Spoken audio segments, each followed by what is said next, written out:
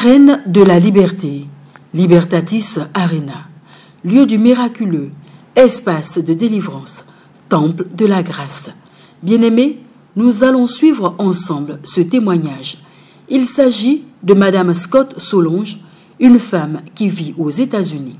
Elle rencontrait des difficultés, avait des problèmes de santé et sur les conseils de sa sœur, elle prend aussitôt l'avion et descend en Côte d'Ivoire, précisément dans l'Arène de la liberté.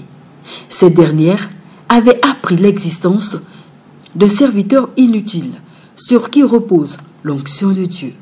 Madame Scott Solonge venait tester. Elle n'avait plus rien à perdre, car trop longtemps, elle avait souffert.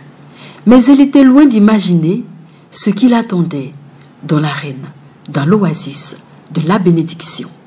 Mon nom c'est Solange Scott. Je vis aux États-Unis et je suis arrivée parce que mes affaires ne marchent pas. Je suis coiffeuse, j'ai un salon. Et ma soeur qui est ici avec vous, Madame Kwame, elle m'a demandé de venir et le berger va prier pour moi. Et je suis venue le mardi et le même soir, elle m'a pris et m'a amené à Laborem. L'espace Laborem Exercens, c'est l'école des cadres et hommes d'affaires qui veulent se retrouver au sommet. C'est un espace de prière du ministère catholique du coma spirituel, inspiré par le Seigneur à son serviteur inutile, à Chiapakomari. C'est un moment de prière, un temps où le Seigneur restaure, bénit et repositionne. Madame Solange Scott, à peine arrivée, expérimente déjà la puissance de Dieu. Donc, après cette prière, on est retourné à la maison. Et avant-hier, le mercredi, le lendemain, le téléphone, s'il doit marcher, je dois être chez ma soeur et connecté à Internet pour pouvoir utiliser WhatsApp ou Messenger. Alors, après cette réunion de prière mardi, le lendemain, mercredi, ma soeur me dit, c'est fait. Le prophète ne m'a même pas touché, tu me dis, c'est fait. La sœur de Madame Scott était dans la vision, car elle savait que la présence de cette dernière à Laborem Exercens allait provoquer quelque chose de miraculeux dans ses affaires. Cette dernière avait vu juste. Je dis ok. Donc mercredi, je venais de Makori, j'étais avec ma cousine Désirée et ma grande cousine. Et dans le taxi, mon téléphone sonne. Oui, ça sonne et ça sonne comme si ça sonne directement sur le numéro des États-Unis. Donc la dame qui m'appelle, la cliente, elle me dit je vais venir, mais quoi? Je dis mais je suis pas tu m'appelles sur quoi là? Elle dit non, je t'appelle mais tu n'as pas encore voyagé. Je dis non, je suis en Afrique, comment tu m'appelles? Pas sur Messenger, non, pas WhatsApp, et puis ça sonne. Elle dit moi je sais pas, mais c'est comme si tu étais ici. Très surprise par ce qu'elle vivait en direct, Madame Scott à son tour lance un appel, sachant très bien que son téléphone n'était pas sur le roaming. Et là, le miracle est confirmé. Donc, elle a raccroché et moi-même, j'ai appelé une de mes coiffeuses directement, comme si j'étais en Amérique. Je l'appelle et que Nantine prend le téléphone. Elle me dit, oui, oh, madame, tu es déjà rentrée? Je dis non. Elle dit, mais tu es où? Je dis, je suis dans le taxi, elle vient m'accorder ici. Oui, donc, je suis embrouillée aussi. Donc, je dis, bon, raccroche. Elle raccroche. J'appelle la même cliente qui m'a appelé. Je l'appelle directement. Elle dit, effectivement, c'est comme si tu es ici. Je dis, c'est pas possible. J'ai commencé à crier dans le taxi. Ma cousine aussi a dit, non, ça c'est un miracle. Et je sais que c'est un miracle parce que je ne suis pas sur Romic. Et chaque année, je viens ici. C'est un téléphone de business là-bas. Et ça ne devait pas venir, mais j'ai pris pour venir.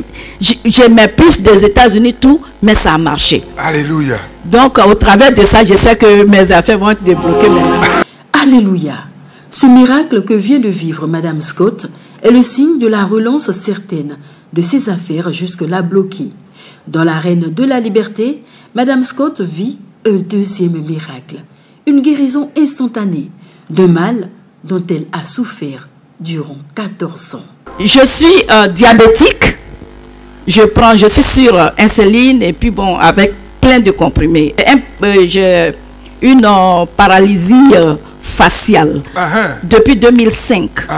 Oui, je dormais dans mon sommeil, quelqu'un m'a poignardé avec un couteau et je me suis réveillée et c'est comme ça que j'ai commencé à ne plus sentir mon côté gauche. Et j'ai été à l'hôpital. Les médecins américains ont essayé ce qu'ils pouvaient faire. John Hopkins, c'est le plus meilleur des docteurs. Une attaque dans son rêve avait créé une paralysie faciale. Elle avait une insensibilité du côté gauche de son visage. Les médecins avaient tout tenté, tout essayé. Aucun miracle. Madame Scott avait même subi plusieurs opérations. Aucune évolution. Ils m'ont même opéré de la tête 2 fois pour pouvoir rattraper le nerf. Parce que le nerf est collé, il n'y a pas de circulation de sang. Et ça n'a pas donné. Et ensuite, cette paralysie est suivie de douleurs atroces. Si on dit 5, ça fait mal sur 4 sur 5. Et en permanence. Tout à l'heure, quand à la ligne de prière, et papa m'a touché. Bon, la douleur était là. J'ai dit, bon, c'est pas grave. Donc, j'ai dit, bon, je vais témoigner pour mon téléphone. Et la jeune dame là, elle m'entretenait. Et quand je tournais le dos, elle dit, va qu'il valide. Dès que je tournais le dos, après, je me rends compte qu'il n'y a plus de douleur. Incroyable. Après l'imposition des mains du berger à Chiapako-Marie, Madame Scott retrouve la sensation. Les nerfs de son visage mort reprennent soudain vie. Maintenant, je peux sentir le visage. Tu sens la peau? Je sens maintenant, je ne sentais pas. Et les médecins avaient dit qu'il n'y avait rien à faire, que j'allais vivre avec ça. Il y avait une sensibilité due au nez qui t'a coupé. Oui. Et là, tu sens? Oui, après 2 opérations de la tête. Attends, il va toucher pour voir ce qu'il sent. Tu sens? Tu sens? Attends, donc Dieu, après 2 opérations aux États-Unis, oui, Dieu a rétabli. Madame Scott subissait des attaques depuis plusieurs années, blocage de ses activités, attaques spirituelles, mais une fois dans l'arène de la liberté, tous les liens furent brisés. Libertatis Arena, lieu de délivrance, la liberté par excellence, avec Chiapako-Marie, le Mysterium Christi Dispensator.